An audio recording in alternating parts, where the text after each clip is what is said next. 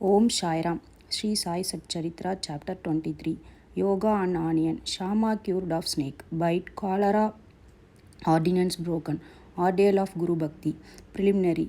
Really, this Jiva, human soul, transcends the three qualities which are Sattva, Rajasas, and Tamas, but being deluded by Maya, he forgets his nature, which is existence, knowledge, bliss, and thinks that he is a doer and enjoyer, and thus entangles himself in endless miseries and does not know the way of deliverance. The only way of deliverance is loving devotion towards the Guru's feet.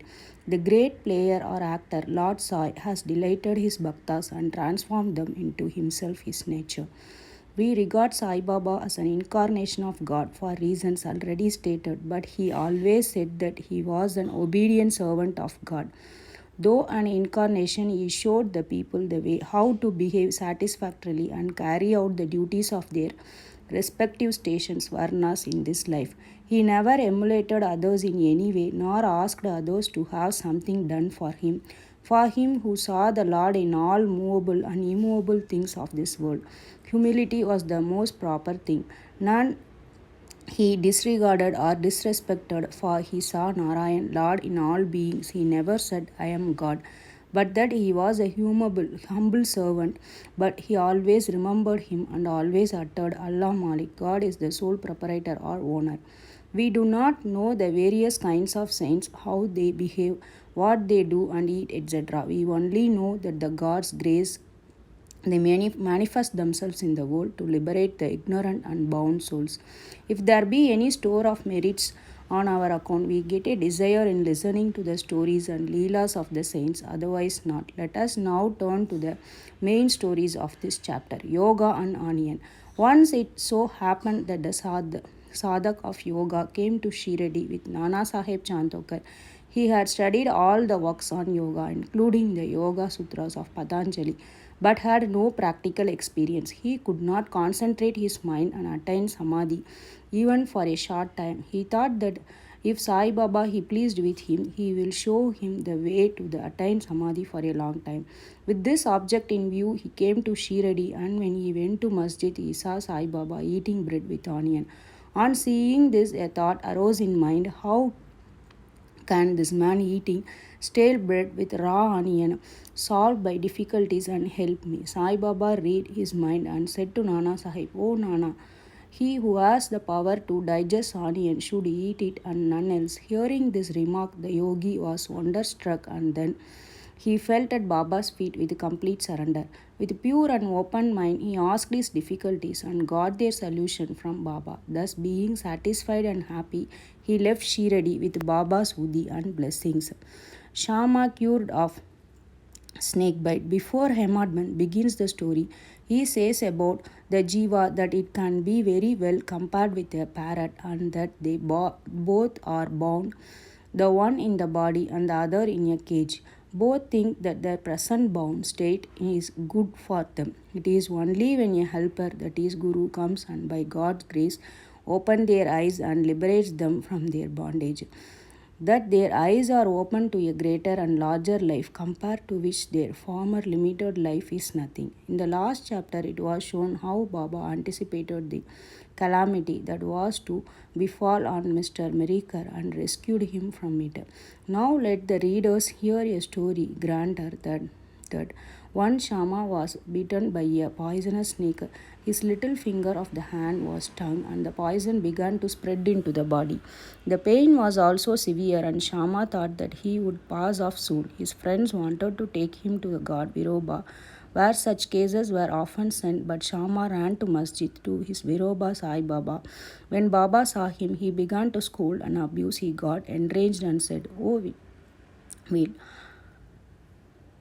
Baturia, priest, do not climb up. Beware if you do so. And then roared, Go, get away, come down. See, Sai Baba thus read with wrath. Shama was greatly puzzled and disappointed. He thought that the masjid was his home and Sai Baba his sole refugee. But if he was driven away like this, where should he go? He lost all hope of life and kept silent. After a time, Baba became normal and calm when Shama went up and sat near Then Baba said to him, "Don't be afraid, don't carry a job. The merciful fakir will save you. Go and sit quiet at home. Don't go out. Believe in me and remain fearless and have no anxiety." Then he was sent home. Immediately afterwards, Baba sent Datya Patel and Gaha Sahib Dixit to him with instructions to the effect that he should eat what he liked, should move in the home, but should never lie down and sleep. Needless to say that these instructions were acted upon. The Shama got all right in a short time. The only thing to be remembered in this connection is the word of Baba, or a five syllabled mantra says "Go, get away, come down" were not addressed to Shama as it apparently looked, but they were a direct order to the snake and its poison not to go up the circulate through the Shama's body like others well versed in Maharashtra. He had not to use any incarnation, changed rice or water, etc. His words only they were most efficacious in saving the life of Shama. Anyone hearing this story and other similar ones with will beget firm faith in the feet of Sai Baba, and the only way to cross the ocean of Maya is to remember even the feet of Baba in the heart. Cholera epidemic. Once cholera was raging virulently in Shiradi, the residents were much frightened and they stopped all communications with the outside people. The panchas of the village assembled together to decide upon two ordinances as a remedy to check and put down the epidemic. They were one, that no fuel cart should be allowed to come into the village and no goat should be killed there. If anybody disobeyed these ordinances, they were to be fined by the village authorities and panchas. Baba knew that all this were mere superstition, and therefore he carried 2 pence of the cholera ordinances. While the ordinances were in force, a fuel cart came there and wanted to enter the village. Everybody knew that there was a dearth or fuel in a village. Still, the people began to drive away the fuel cart. Baba came to know of this. He came to the spot and asked the cartman to take the fuel cart to the masjid.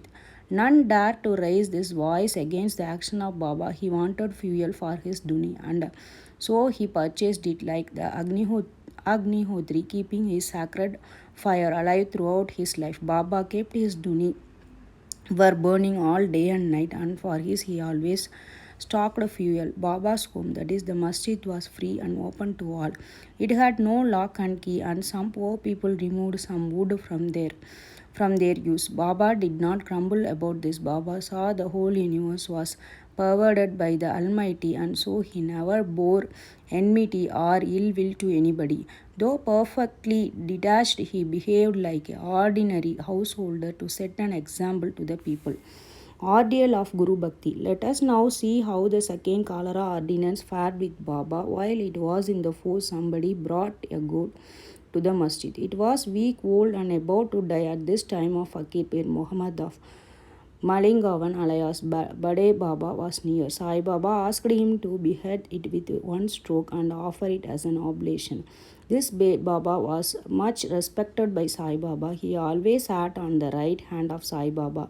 After the chilim pipe was first smoked by them, it was then offered to Baba and others. After the dishes were served at the time of taking meals at noon, Baba respectfully called Bade Baba and made him sit on his left side, and then all partook of food. Baba paid him also daily rupees 50 out of the amount collected by Dakshina. Baba accompanied him 100 paces whenever he was going away. Such was in his position with Baba. But when the Baba asked him to behead the goat, he flatly refused, saying why it should be killed for nothing. Then the Baba asked Shama to kill it. He went to Radha Krishna Mai and brought a knife from her and placed it before Baba. Knowing the purpose for which the knife was taken, she recalled it.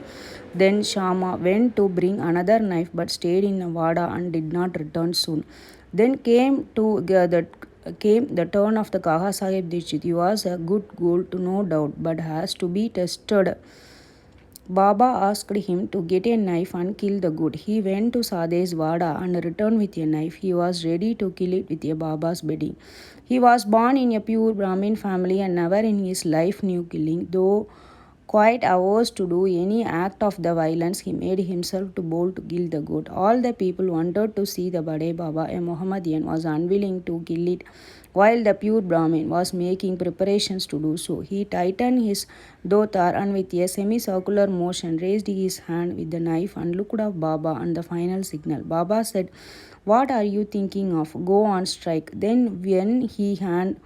when the hand was just about to come down, Baba said, "Stop. How cruel you are. Being a Brahmin, you are killing a goat." Kaka Sahib obeyed and kept the knife down and said to Baba, "Your nectar like word is law unto us. We do not know any other ordinance. We remember you always meditate on your form and obey you daily, day and night. We do not know or consider whether it is right or wrong to kill. We do not want the reason or discuss things, but implicit and prompt compliance with Guru's orders in our duty and dharma."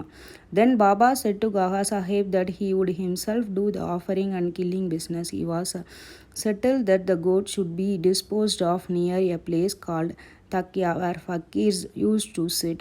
When the goat was being removed to that place, it fell dead on the way. Hemad Ban closes the chapter with a classification of disciples. He says that they are the three kinds: first, the best; second, the middling; and the third are ordinary. The best kind of disciples are those who guess what their gurus want and immediately carry it out and serve them without waiting for an order from them. The average disciples are those who carry out the orders of their masters to a letter without any delay, and the third kind of disciples are those who go on postponing carrying out their orders and making mistakes at every step. The disciple should have the firm faith backed up by intelligence, and if they and patience to this, their spiritual goal will not be a distant control of breath in going and outgoing, or hatha yoga or other difficult practices are not at all necessary. When the disciples get the above mentioned qualities, they become ready for further instructions, and the masters then appear and lead them on in their spiritual path to the perfection. In the next chapter, we will deal with Baba's interesting wit and humor. Bow to Shri Sai and peace to be all. Bow to Shri Sai and peace to be all. Thank you.